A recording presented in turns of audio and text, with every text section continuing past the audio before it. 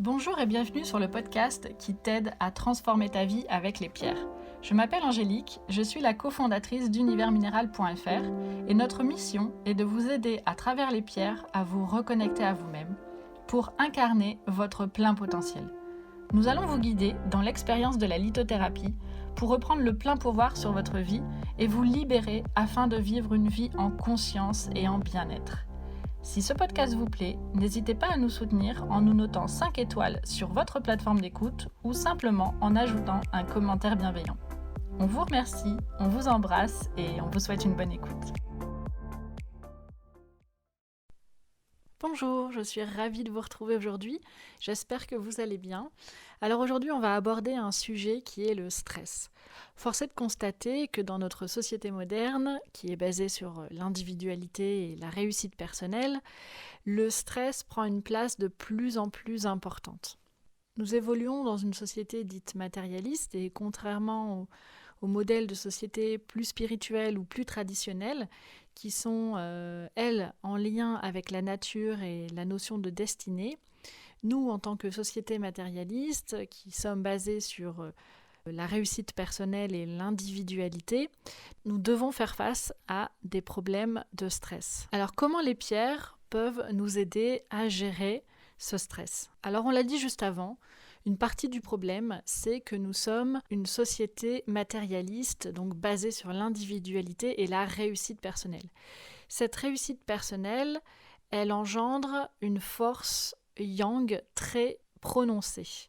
Donc la force, l'énergie du yang, c'est quoi ? C'est l'énergie de la masculinité, de la productivité, de l'action, de la compétitivité, de la croissance. Alors bien sûr, ça a ses avantages. Mais l'idée, c'est d'équilibrer cette énergie, c'est d'équilibrer l'énergie du yang.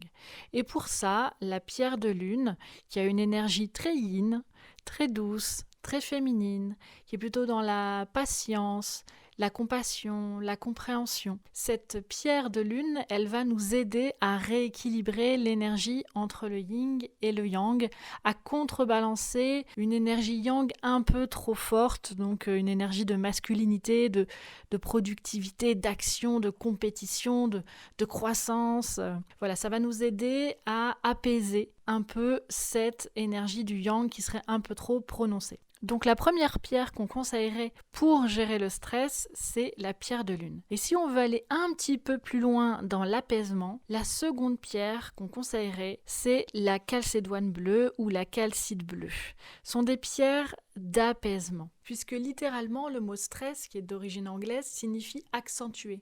C'est une tension qui est accentuée, une pression qui est accrue.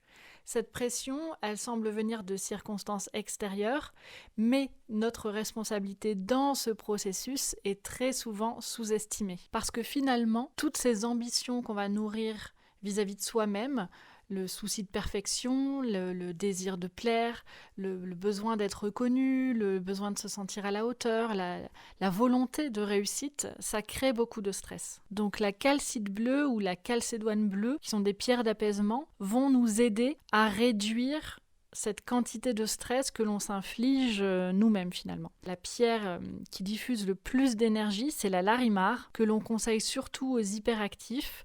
La larimar, c'est une pierre d'origine éruptive, puis dans son processus, elle est devenue bleue. Et donc, elle va apaiser les hyperactifs, quelle que soit la source de stress. La troisième pierre qu'on conseillerait, c'est le cristal de roche. Pourquoi le cristal de roche ? Parce que le cristal de roche est une pierre qui va intensifier les énergies et intensifier le ressenti. Et on a besoin de ressentir ce stress, car on a besoin d'en prendre conscience, de façon non intellectuelle, mais par le ressenti. Pourquoi ? Parce que la plupart d'entre nous vont fabriquer ce qu'on appelle un stress endogène. C'est un état perpétuel de stress dont on n'a même plus conscience. Et si on n'en a pas conscience, on ne peut pas travailler dessus, et ça, c'est pas ce qu'on veut. Donc le cristal de roche, il est très utile parce qu'il va intensifier notre ressenti, il va amener à être plus conscient de notre état de stress, ce qui va diminuer considérablement son impact, notamment ses manifestations comme la réactivité émotionnelle ou les actions compulsives. En quatrième position, nous allons ajouter la cornaline.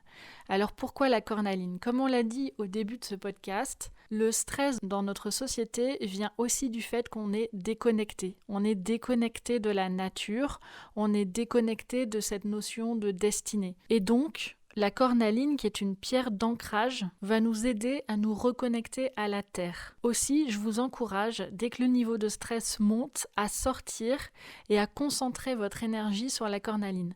Par exemple, si vous êtes au travail et que vous sentez une montée de stress vous envahir, ce que je vous invite à faire, c'est de prendre votre cornaline dans les mains, de prendre votre manteau et d'aller sortir ne serait-ce que 5 minutes, aller marcher ne serait-ce que 5 minutes dans l'endroit le plus vert qui se trouve à proximité. Vous allez prendre de grandes respirations et vous concentrer sur l'énergie de la cornaline. Ça va renforcer votre ancrage, votre lien à la terre.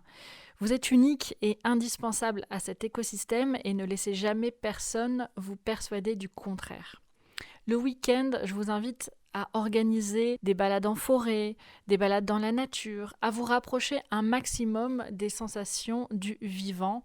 Ça va faire considérablement, mais vraiment considérablement, diminuer votre stress. Et enfin, la dernière pierre, ça va être le quartz hématoïde. Alors c'est un quartz qui est un petit peu rougeâtre, il a la teinte rouille, qui est due à une oxydation du fer. Cette pierre, elle va vous mettre en contact avec un sentiment d'injustice profond, une colère et une révolte inconsciente contre le monde. Vous mettre en contact avec cette colère et cette injustice profonde que vous ressentez, ça va vous permettre de transmuter l'énergie de cette révolte en force créative positive.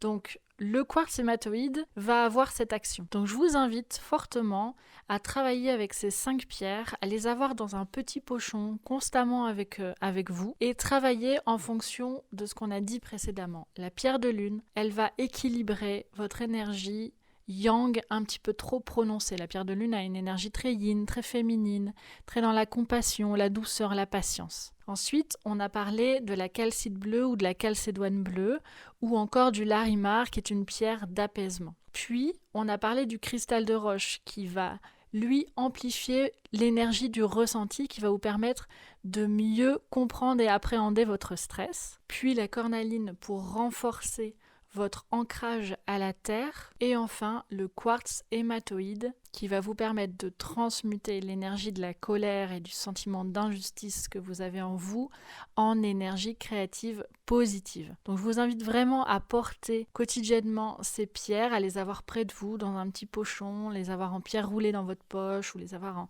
en bracelet, peu importe, mais d'être au contact de ces pierres si vous ressentez que vous avez du mal à gérer votre stress. Voilà, c'est tout pour aujourd'hui. J'espère que ce podcast vous aura plu. Si c'est le cas, n'hésitez pas à le noter 5 étoiles sur votre plateforme d'écoute ou à nous laisser un petit commentaire bienveillant. Ça fait toujours plaisir. Merci beaucoup, je vous souhaite une excellente semaine et je vous retrouve mercredi prochain, 8h. À très vite.